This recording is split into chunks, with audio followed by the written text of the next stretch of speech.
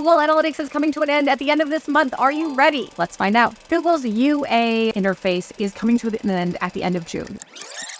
One of the biggest changes happening in the evolution of analytics, and honestly all of our most prominent platforms, Meta, Google, Amazon, is the introduction of machine learning and artificial intelligence. This means that more and more they're expecting you to ask the system what you're looking for and to have it deliver it to you. It also no longer wants to force you into certain buckets. If you look at traditional Google Analytics, it had certain demographic categories already picked out, certain ages, certain genders, certain locations, all of that was predetermined. Now, when you're moving to GA4, you define all of that. So if you want to, instead of tracking age groups by every 10 years, for example, that was the default, you can now break it down into something smaller or much larger that is more relevant to your business. And that's where Google thinks that GA4 is going to be an actual asset to your business. But let's not get bogged down in all of the technology and the shifting platforms. At the end of the day, there are certain key metrics that you can still find in your GA4 that are critical to your business, and the rest is still all fluff that you do not need to be focusing on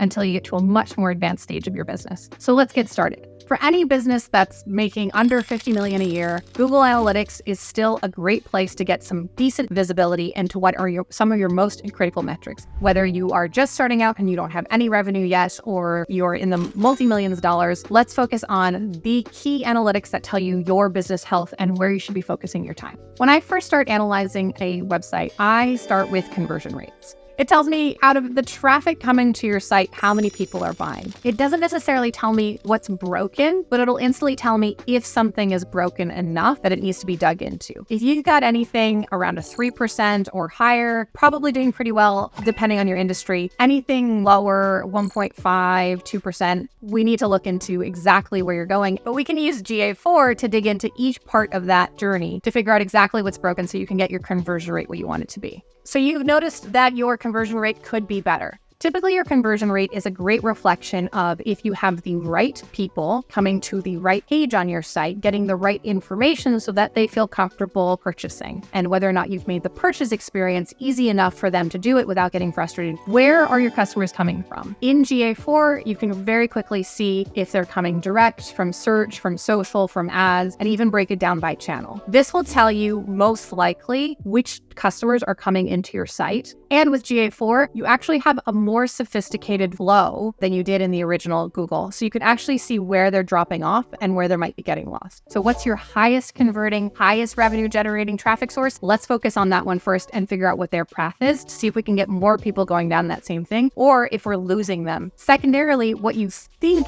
should be your highest converting audience, and then track where they're getting lost and seeing how we can better improve their experience. One other key data point that I would focus on is your bounce rate.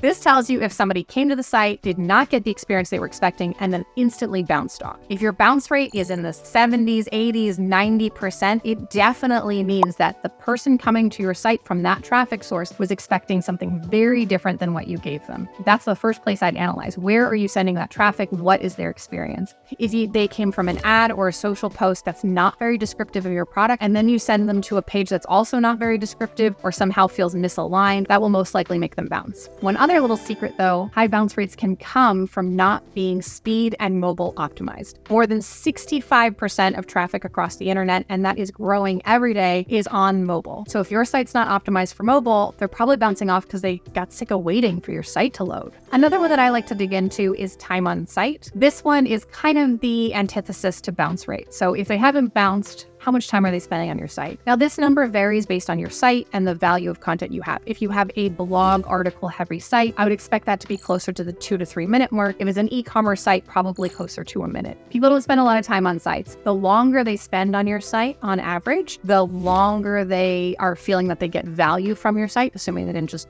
walk away from their computer. And the more that you are giving them the information that they need. The next thing I would look at is that flow in Google Analytics. That shows you where people spend the most time and where they end up clicking. If you see a lot of circuitous clicking, so people clicking back to a page that they went to and then back again, that usually means that you didn't give them enough information on the individual page itself. One other little place I like to spend some time is actually breaking out your checkout experience. Now, there's a pretty big conversation about whether or not your checkout should be 1 page, 2 pages, 3 pages. You should be checking your analytics and your bounce rate and how many people go throughout the entire process and see where people are dropping off. Is it that they're shocked at how high your shipping is? Is it that they didn't get enough information about the product, so they're not quite convinced that they should spend this much? Where can you add little snippets in your checkout experience, like reminding them that you have a 30-day guarantee or incentivizing them to add just one more product to their cart to get that free shipping? All of these little things I think can optimize your conversion rate. 2 other key data points that I think are super important, less so to optimize your conversion, but to know the health of your business, is your AOV and your LTV. Your AOV is your average order value. So how much money is someone willing to spend in one transaction? The more they're willing to spend, the cheaper your ratio is to bring people in. Now, the reason your AOV is so important is when you're bringing in new customers, you are paying to bring that customer in one way or another. It's either through paying for an influencer or UGC, the blogs that you've written to bring in search traffic. All of these things cost you money to bring a customer in. Now, if your AOV is really low, then your cost per customer also needs to be very low so that you're not paying a ton of money to get somebody in, except when you have a really high LTV. So LTV is your lifetime value. If your customers only spend a little bit, but they come back day after day to buy again, to buy again, to buy again, then really your customer is worth significantly more than your cost per acquisition or your cost per customer. So these are the 3 components that actually give you the equation of how healthy your business is. Everything else that GA4 shows you is how to optimize so that you can lower your cost per acquisition, improve your AOV,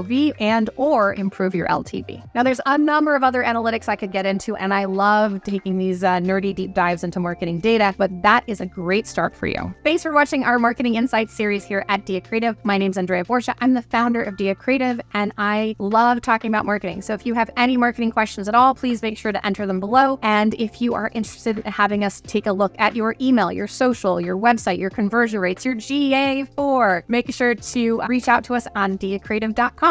And don't forget to like, subscribe, and watch some more videos.